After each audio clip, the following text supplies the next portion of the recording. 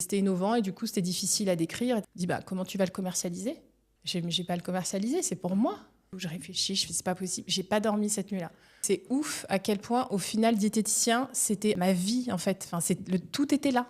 Surtout, il y a un avenir, en fait, qui est mais 1000 fois ce que j'ai fait. Bonjour Anne-Laure. Aujourd'hui, tu es CEO de Smart Diet. Yes. Et moi, ce que j'aimerais comprendre aujourd'hui, c'est un peu ton parcours pour en arriver là. Si tu as fait une école de commerce, si tu as toujours rêvé d'être entrepreneur ou pas du tout. Comment je suis arrivée ? En vrai, j'ai raté médecine.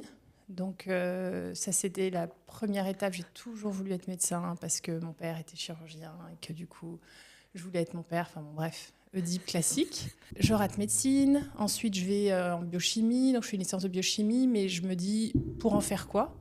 Donc, je vais dans des centres un petit peu d'orientation. Et là, on me dit, voilà, vous pouvez être médecin. Merci, monsieur. Vous pouvez être aussi diététicien. Et je lis les études. Je connaissais pas. Et je comprends pas au début le métier. Je me dis, mais à quoi ça sert en fait ? C'est pour apprendre à mieux manger, etc. Et là, je me dis, en fait, on ouvre la bouche, on prend une fourchette, on la met dans la bouche, on mange. Pourquoi il faudrait un métier et tout ?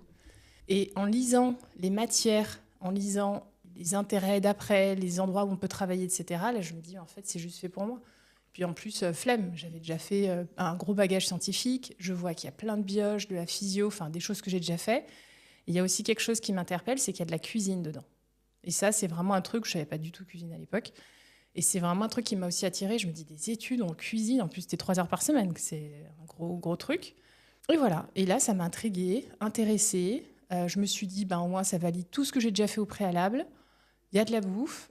Voilà. Et dans les métiers, on peut bosser à l'hôpital, on peut avoir son cabinet, on peut travailler dans l'agroalimentaire, la santé publique. Je me dis, mais c'est juste le rêve d'avoir un seul diplôme et d'avoir autant de métiers possibles. Donc, ça m'a attirée de suite, quoi. C'est combien d'années d'études pour devenir diététicien ? 2 ans. En France, actuellement, c'est un BTS. Là, ça y est, enfin, hurrah, ça s'est ouvert à 3 ans. Moi, j'ai fait juste 2 ans. Et après, on peut aller en master quand même. Mais le socle minimum, on peut très bien déjà être diététicien avec juste un BTS ou un IUT biologie option diététique. Et tu as fait un bac scientifique du coup ? Ouais, moi j'ai fait un bac S, ouais. Oui, quand même. Donc, il faut quand même avoir un certain background. T'as des gens qui font des mises à niveau. C'est-à-dire que tu peux sortir d'un bac L ou d'un bac plutôt technique. Tu fais une mise à niveau, souvent une prépa diète, ça s'appelle. Et après, tu fais ton BTS, par exemple, ou ton IUT en 2 ans. Mais oui, il vaut mieux quand même avoir un petit... C'est quand même des études très scientifiques et en vrai, c'est quand même assez complexe. Et c'est pour ça que juste 2 ans, c'est pas assez pour tout ce qu'on a à apprendre. C'est aussi pour ça que c'est passé en 3 ans. Une fois que tu es diplômée, tu as quel âge et tu fais quoi ? Quand je suis diplômée, j'ai 25 ans, donc quand même. J'ai fait beaucoup de métiers autour de la diététique. J'ai fait du sport, j'ai bossé dans une salle de sport où je donnais des conseils nutritionnels. J'ai fait de l'hôpital, j'ai fait un peu de restauration collective. J'ai fait du domicile, j'allais faire des courses avec des gens dans les supermarchés. Et ça, c'était vers Grenoble. J'habitais à l'époque à Grenoble. Et puis après, je suis partie habiter à Paris. Et là, c'est ouvert encore plein d'autres choses. J'ai bossé dans un labo, dans du vieillissement de denrées, dans pas mal de sujets. Et dans la formation aussi, pas mal de temps. Mon cabinet, c'est comme ça que petit à petit. Puis après, Smart Diet. Comment tu passes de tous ces métiers que tu fais en tant que diététicienne à « Ok, je vais créer Smart Diet ». C'était quoi le cheminement ? Ça s'est fait petit à petit parce que j'ai fait des études vraiment de santé. Donc, dans la santé, il n'y a pas de marketing, il n'y a pas de com, il n'y a pas de finance, il n'y a pas de gestion, il n'y a pas tous les éléments essentiels pour pouvoir être entrepreneur. Moi, ça a été particulièrement long parce que justement, je n'avais pas toutes ces bases que j'ai dû apprendre de manière autodidacte. J'ai quand même refait aussi d'autres études derrière. Il y a des choses que j'ai validées, notamment chef de projet digital, parce que vu l'activité moi que j'ai, c'était nécessaire et hyper important. Voilà, c'est des bagages que j'avais pas et du coup, je me suis entourée, j'ai bouffé YouTube, vraiment, voilà, j'ai fait des études et puis les incubateurs, les accélérateurs, tout ça, c'est des choses qui donnent tellement, c'est dingue. Les consultants qu'on rencontre, les personnes qu'on rencontre, tout ça, c'est grâce à ces cas concrets, à des gens qui nous accompagnent, dont c'est le métier, que n'importe qui peut derrière devenir entrepreneur, quoi. Et tu as créé Smart Diet quand, du coup ? Smart Diet, la création, c'était 2016, mais l'idée, c'était 2014. T'as eu quelle idée? Enfin, comment ça s'est passé, genre? À l'époque, je fais beaucoup de formations donc pour former des diététiciens eux-mêmes qui, à leur tour, vont devenir diététiciens. Et j'ai mon cabinet. Je pense que déjà, de base, je suis quelqu'un, j'ai un peu la flemme, mais une flemme normale, quoi. Et à chaque fois, de rentrer l'anamnèse, donc tous les motifs alimentaires, les motifs de consultation, le nom, le prénom, bref, tout un tas de choses administratives. Bon, tu le fais une fois, deux fois, trois fois. Au bout de la 20e, 30e, 50e, 100e fois, ça te saoule. Tu cherches un logiciel. Donc là, on est en 2014, je cherche un logiciel, je regarde, et je vois un truc anglais, américain, mais pas un logiciel français et qui serait justement dynamique, un truc qui serait sympa. On est quand même en 2014 et il y a quand même déjà des outils digitaux qui existent.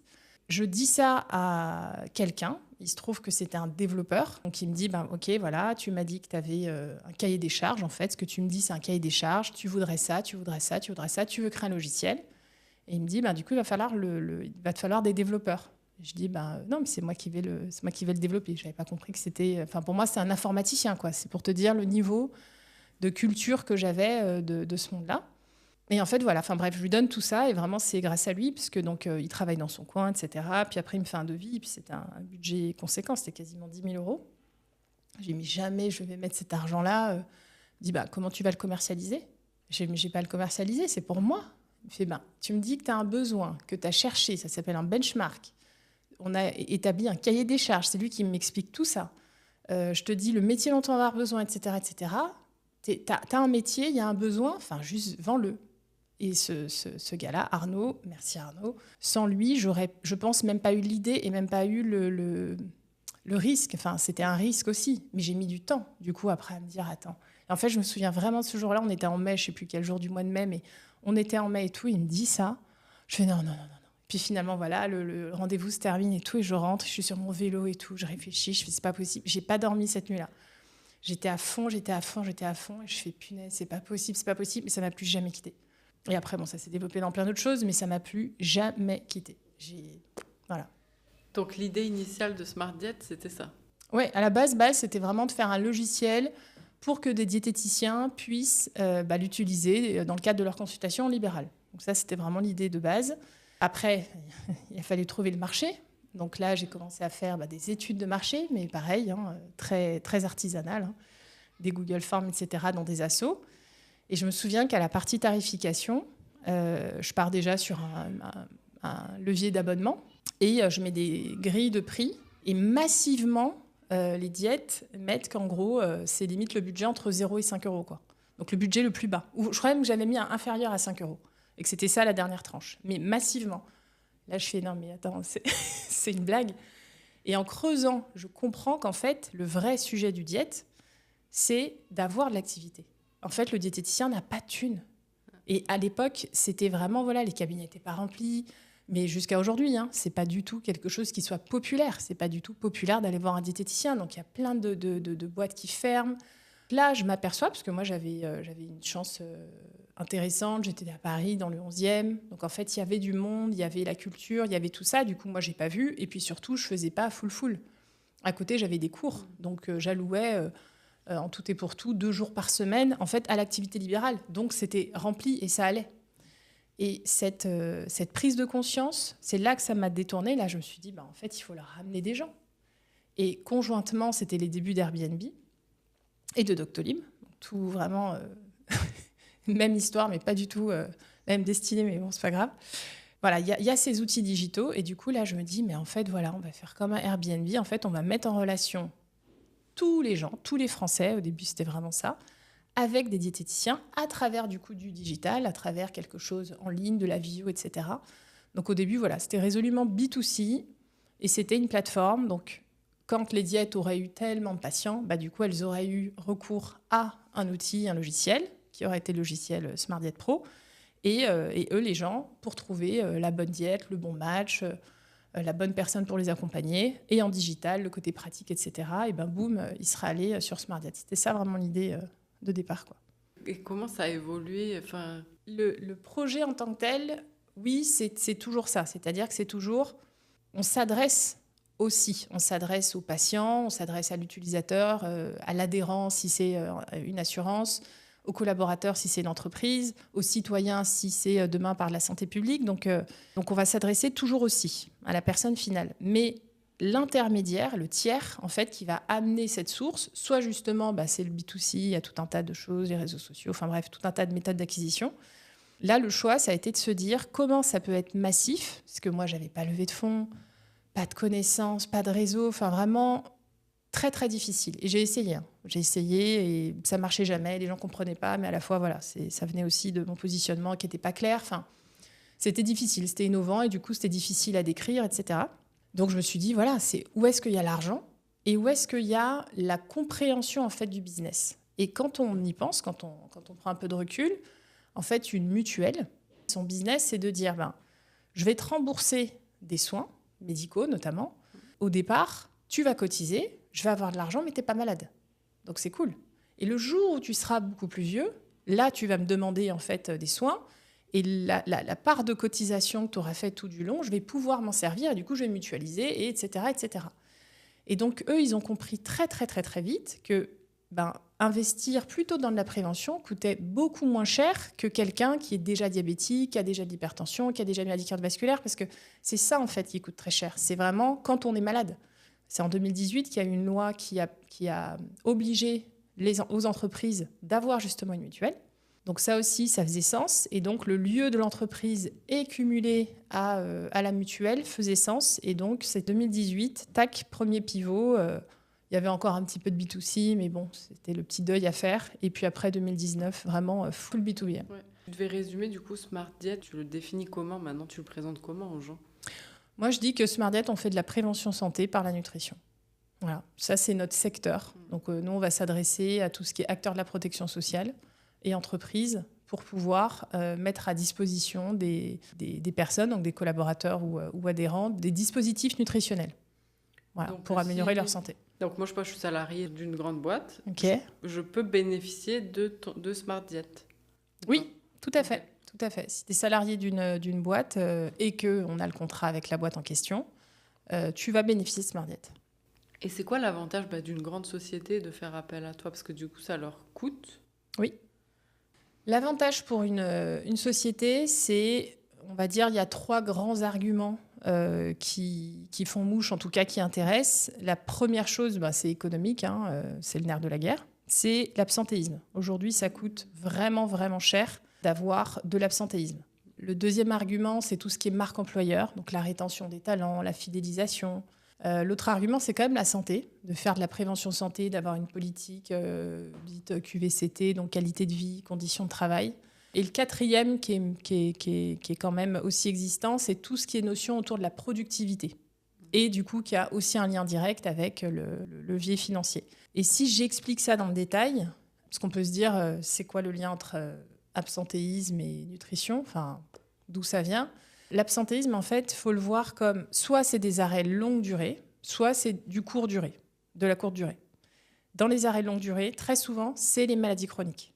Tu es déjà diabétique, tu as des maladies articulaires lourdes, tu as des troubles musculo-squelettiques, ça c'est un coût énorme en termes d'absentéisme, tout simplement des douleurs chroniques, qui sont majorées avec notamment du surpoids, de l'obésité et d'autres pathologies, et des affections, des troubles digestifs, mais des troubles digestifs longs, chroniques, etc. Tout ça, c'est un coût énorme et c'est vraiment un préjudice au niveau financier pour une boîte. Entre la restructuration, retrouver, etc., c'est vraiment un poids lourd. Et ensuite, même dans les arrêts courte durée, ça va être la bronchite, ça va être la gastro, ça va être les petits rhumes. Et en fait, ça, la nutrition est une brique de ça. C'est-à-dire que quelqu'un qui a une mauvaise santé parce que il mange pas, je vais grossir le trait, il mange mal, il est plus sujet en fait à des infections à répétition, à des sinusites chroniques, des bronchites, etc. Et donc, il va poser un arrêt un jour. Et tout ça, c'est un coût pour l'employeur. Et quand on arrive à expliquer ça concrètement à justement un RH ou en tout cas un décideur, un acteur de santé au travail, le lien est très vite fait et l'impact numéraire, il est flagrant, quoi. Pour la productivité, c'est tout simplement que quand on mange des aliments, ils se découpent, ça devient des nutriments. Et dans les nutriments, il y a les macronutriments, ils sont gros, il y a les micronutriments, ils sont petits. Et ces nutriments-là, en fait, c'est littéralement ce qu'on va être demain. C'est littéralement nous, en fait. On mange et ce qu'on va être à l'instant X et demain, c'est ce qu'on va manger. Et là-dedans, il y a des choses, les oméga-3, le magnésium, la vitamine D, etc., qui vont nous donner de l'énergie, qui vont nous faire apprendre, qui vont nous faire retenir des choses, qui vont nous apporter de la clarté mentale, qui vont limiter la fatigue. Et tout ça, c'est en lien direct avec la productivité. Manger, c'est l'énergie directe. Donc en gros, voilà, quand on met à mal son alimentation, on met à mal aussi sa capacité à retenir, sa capacité à être moins fatigué, sa capacité à être plus créatif, à être plus efficace. Et ça, c'est un coût qui est aussi direct. Et c'est pas moi qui le dis, hein, c'est vraiment montré par des études. Pour en revenir à toi, ça fait 10 ans maintenant que tu es au service de Smart Diet. Oui, bah, même 11 ans. 11 C'était ans. 2014, donc ouais, ça fait même 11 ans. À côté de ça, tu as une vie privée, genre tu as une famille où tu passes tout ton temps à travailler, genre tu fais que ça. C'est genre Anne-Laure, c'est comment sa vie un petit peu? Bah oui, j'ai une famille. Moi, je suis maman. Je suis maman d'une petite fille qui a 3 ans et demi. J'ai un chéri. À côté de ça, j'ai plein de frères et sœurs. Mon père a eu la bonne idée de faire 6 enfants, ma mère 5 filles, donc j'ai beaucoup de frères et sœurs. Mon père était donc chirurgien, médecin, un bosseur. Ma mère, elle était infirmière. Et puis un jour, elle s'est dit non, j'ai envie d'aller dans un jardin. Et elle est devenue exploitante agricole. Elle a acheté son terrain.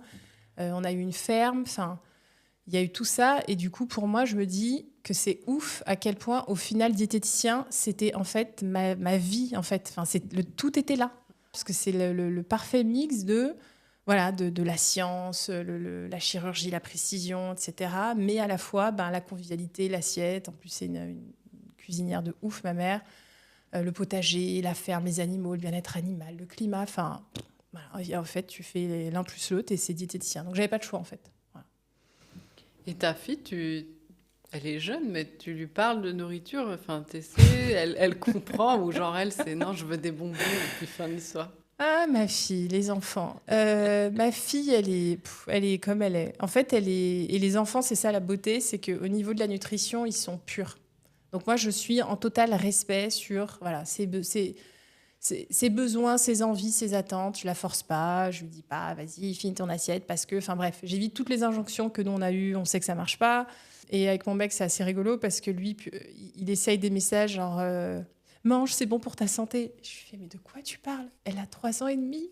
C'est quoi la santé? Même moi, je pense que c'est pendant mes études que je me suis dit ouais, c'est quand même ok, mais voilà, j'avais déjà 23, 24 ans. Sinon, c'est complètement abstrait. Donc, non, là, je lui farcis pas la tête, ma fille. Je la laisse. En plus, là, elle est dans une période où, évidemment, tous les trucs qu'elle aimait avant, maintenant, elle aime plus. Elle trie. Enfin, bref. Mais c'est un stade normal. Ça s'appelle la néophobie alimentaire. Donc, je laisse passer. Mais voilà, en tout cas, elle mange ce qu'il faut. Enfin, voilà, elle est. Ouais, tu la saoules pas. Non, je la saoule pas. Non, non. Dans ton parcours, là, depuis 11 ans, qu'est-ce qui te rend la plus fière, finalement, quand tu regardes tout ce que tu as accompli? C'est une bonne question. En vrai, je vais séparer avec deux choses, l'individuel et le collectif. D'un point de vue juste perso-individuel, quand j'y pense, quand même je prends du recul, je me dis, punaise, tu connaissais rien. Vraiment, tu connaissais pas le marketing, enfin, tu connaissais rien. Donc juste, bravo meuf, chapeau. Voilà, si j'étais ma meilleure amie, je dirais, voilà, bravo. Mais bravo. Donc je suis fière. Bravo de quoi? D'avoir appris tout ça, en fait. D'avoir tenu et résisté. Dans tout ça, quoi? Dans le business, tu veux dire? Dans le business. En fait, à part mon métier, voilà, vraiment de diète, et pour le coup, je l'ai vraiment aussi bien bossé, parce que toutes les sciences comportementales, je ne les maîtrisais pas. Quand tu sors du diplôme, il y a très, très peu là-dessus. Les troubles du comportement alimentaire. Enfin, en fait, je me suis toujours formée jusqu'à maintenant. Hein. Je passe une VAE d'un master de santé publique. Donc, je suis toujours dans... Voilà, la fierté, c'est que j'apprends tous les jours, tout le temps, et je me suis formée à tout. Là, je suis sur la sécurité, la cybersécurité, la data, enfin, des choses qui n'ont rien à voir avec mon métier de base. Les RH, la finance, la gestion, le management, le marketing, la com, la téléopération, la téléphonie, enfin, tellement de métiers que j'ai appris que, voilà, je suis fière de ça, vraiment. Et puis de toujours être dans le kiff, en fait, de vouloir et de m'améliorer.